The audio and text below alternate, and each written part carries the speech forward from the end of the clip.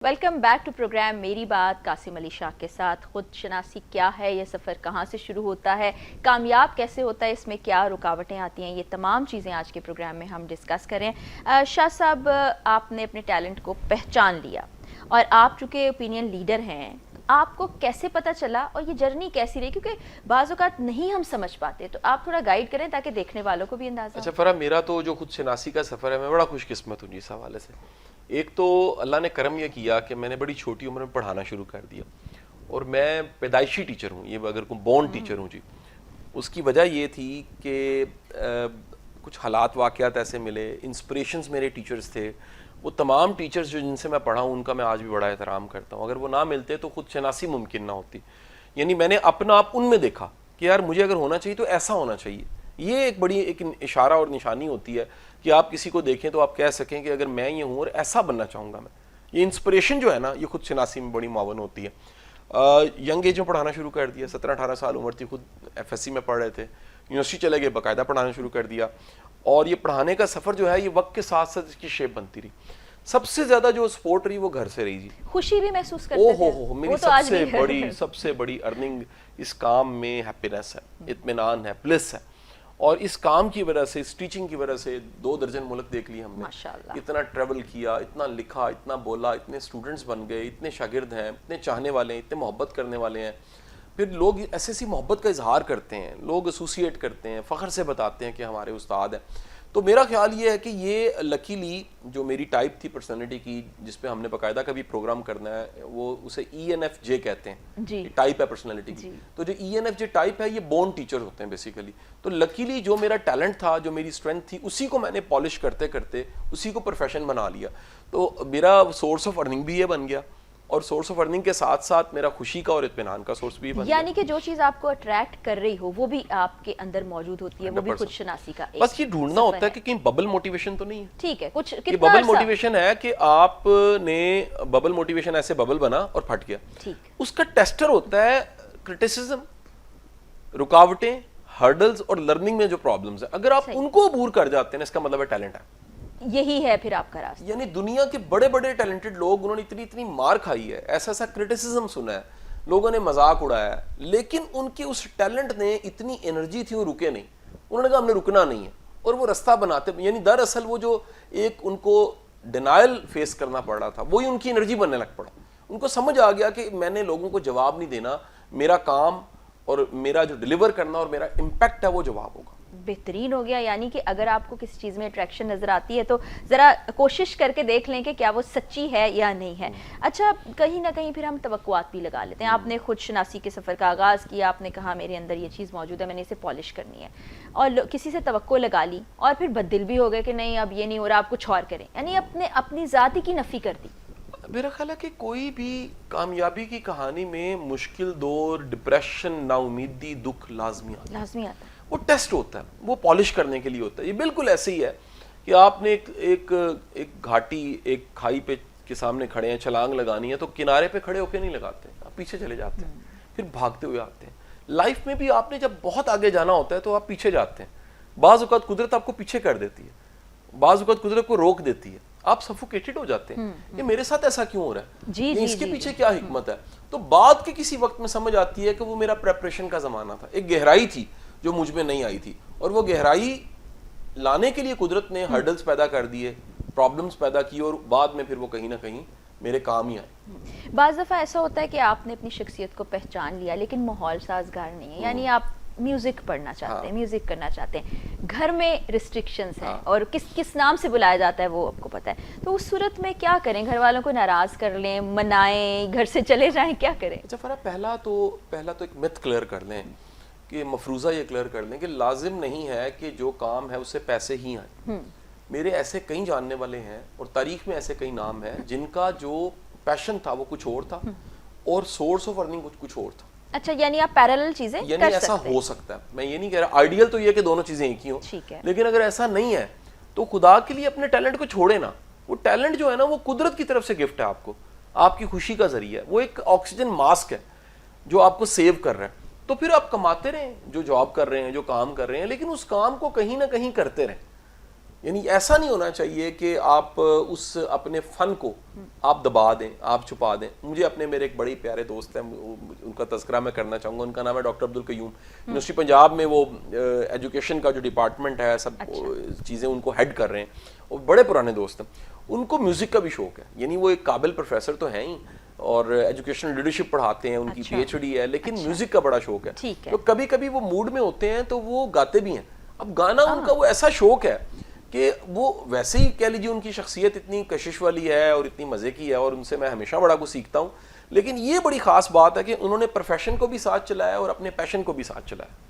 یعنی کام کمائی کرنے کے لیے ایک الگ ذریعہ ہو جائے, شوق بھی آپ پورا کرتے رہیں, کیونکہ جب آپ اپنے شوق کو پورا نہیں کرتے تو آپ ڈپریشن, سٹریس, انگزائٹی اس میں چلے جاتے ہیں. بڑی دنیا ایسی ہے فرا, بڑی دنیا ایسی ہے کہ وہ کیونکہ اپنے شوق کو فالو نہیں کر رہے, اپنے پیشن کو فالو نہیں کر رہے, ان میں ایک فرسٹریشن دکھے گی آپ کو. اچھا پھر جاب یا ایک ایسا کام جو آپ کر رہے ہیں اور وقت گزرتا جا رہا ہے, آہستہ آہستہ وہ دلدل کی طرح آپ دستے چلے جاتے ہیں, پھر نکلنا بڑا مشکل ہو جاتا ہے آپ کے لیے. تو بہتر ہوتا ہے کہ ٹائملی سمجھیں, انڈرسٹینڈ کریں اور وقت سے پہلے ہی کو فیصلہ کر کے راستہ بدل لیں. ابھی بہت سے لوگوں کو میں جانتی ہوں جن کو ہم پہچان سکتے ہیں کہ یہ کام بہت اچھا کرتے ہیں, کرتے بھی ہیں وہ, لیکن وہ معاشی اور معاشرتی کاموں میں اتنے زیادہ پھنس گئے ہیں, کہا جائے تو وہ کہتے ہیں جی چھوڑو اس کو, کیا فائدہ, میں اس پہ ٹائم ضائع کیوں کروں. تو یہ واقعی کیا خود شناسی کا سفر وقت کا ضیاع ہے؟ نہیں, میرا خیال یہ ہے کہ یہ سب کام کرتے بھی ساتھ ساتھ خود شناسی چل رہی ہوتی ہے. آپ ایسا نہیں ہو سکتا اس کے لیے چلیں آئیڈیل ہے کہ کوئی بہت بڑی منزل مقام پانا ہے تو آپ دنیا سے کٹ گئے, لیکن آپ اپنی زندگی میں کام کرتے کرتے ساتھ ساتھ خود کو بھی جان سکتے ہیں. آپ کے کرائسس میں آپ کو پتہ لگتا ہے, آپ کے بعض مومنٹ ہوتے ہیں وہ مرر کا کام کرتے ہیں. جیسے آئینے میں آپ خود کو دیکھتے ہیں نا تو آپ کو پتہ لگتا ہے کہ میری کنگھی ٹھیک نہیں ہے یا کوئی چیز ٹھیک کرنے والی ہے. اس طرح بعض ایونٹ ایکسپوز کرتے ہیں کہ یہ آپ ہیں اور یہ آپ نہیں ہیں, یہ پریورٹی ہونی چاہیے, یہ پریورٹی نہیں ہونی چاہیے, یہ بننا ہے, یہ نہیں بننا, یہ فیصلہ کرنا ہے, یہ فیصلہ نہیں کرنا. تو یہ پاسبل ہے جی کہ آپ وقت کے ساتھ ساتھ خود کو بھی جانیں.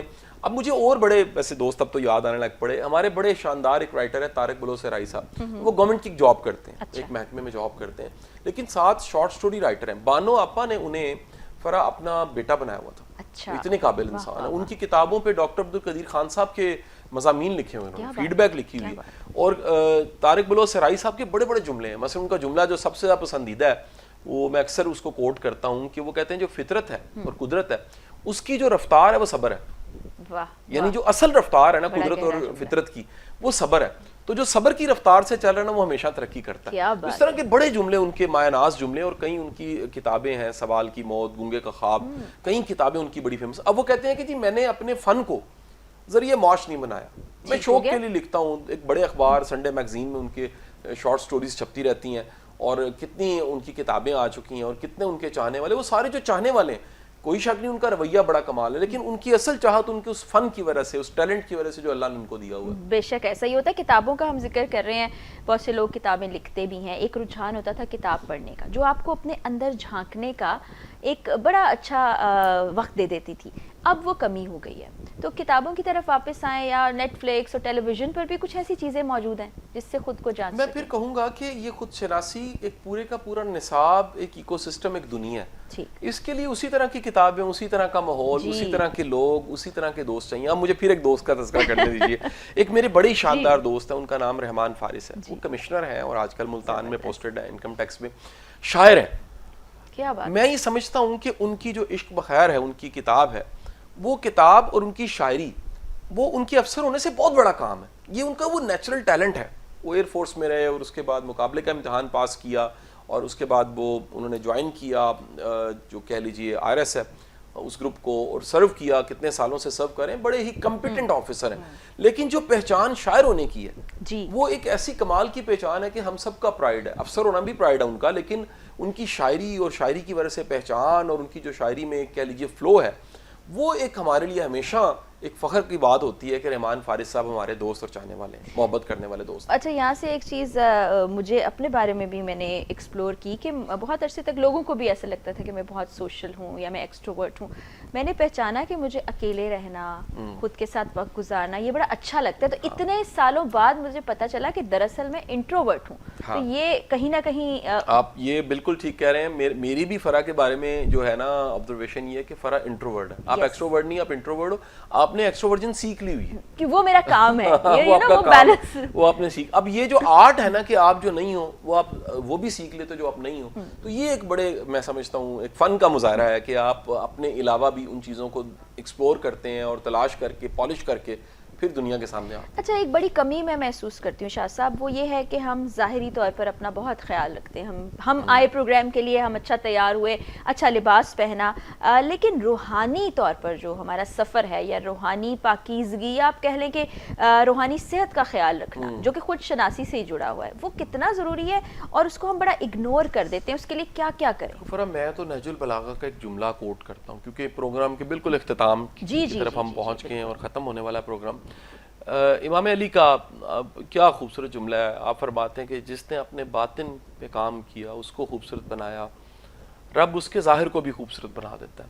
تو آپ کی نیت کی پاکی, آپ کے اندر کا صاف ہونا, آپ کے اندر کا بہتر ہونا, آپ کے اندر کا کلیئر ہونا, آپ کے اندر کا اخلاص, وہ آپ کی شخصیت کا ایک مقناطیسیت بن جاتی ہے اور وہ پھر لوگوں کو امپریس بھی کرتی ہے, انسپائر بھی کرتی ہے. بالکل, ہمیں بتایا گیا ہے کہ ایک سوال کی گنجائش ہے, تو میں پوچھنا چاہوں گی کہ بعض اوقات جب آپ اپنے آپ کو پہچان رہے ہوتے ہیں بہت سی منفی چیزیں بھی آپ کے سامنے آ جاتی ہیں کہ مجھے اس چیز میں بھی اچھا لگتا ہے, کیونکہ اللہ تعالیٰ نے فطرت اور جبلت میں کچھ چیزیں رکھ چھوڑی ہیں, لیکن انسان ظاہر ہے اس کو ٹیکل کرتا ہے, اس کو ٹیم کرتا ہے. تو جو منفی خود شناسی میں چیزیں سامنے آتی ہیں ان پر کیسے کام کریں؟ دیکھیے, پہلے تو ہمیں مان لینا چاہیے کہ ہم مکمل نہیں ہیں اور کامل نہیں ہیں. ہم میں کچھ اچھا ہے اور کچھ کمیاں ہیں.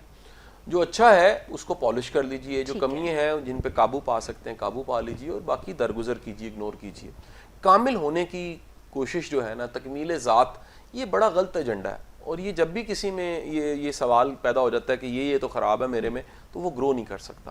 ٹھیک ہے, یعنی کہ ان کو آپ دبا لیں, مینیج ہی کرنا ہے, ان کو مینیج کرنے کے بس. جو اس وقت والدین دیکھ رہے ہوں گے, کیونکہ ہم نے شروع میں یہ ڈسکس کیا کہ بچہ جو ہے اس میں یہ سفر شروع ہو جاتا ہے بالکل بچپن سے. اس کو کیسے آبزرو کریں, کیسے دیکھیں کہ اس میں یہ چیزیں ہیں, اور پھر اس کو انہینس کرنے میں مدد دیں, دبا نہیں دیں. 3 کام تو ضرور کریں. پہلا کام, بچے میں کوئی بھی خوبی دیکھیں, انکریج کریں. ٹھیک ہو گیا. نمبر 2, بچہ سوال کرے, اس کا جواب ضرور دیں, نہیں پتا تو کہ مل کے ڈھونڈتے ہیں.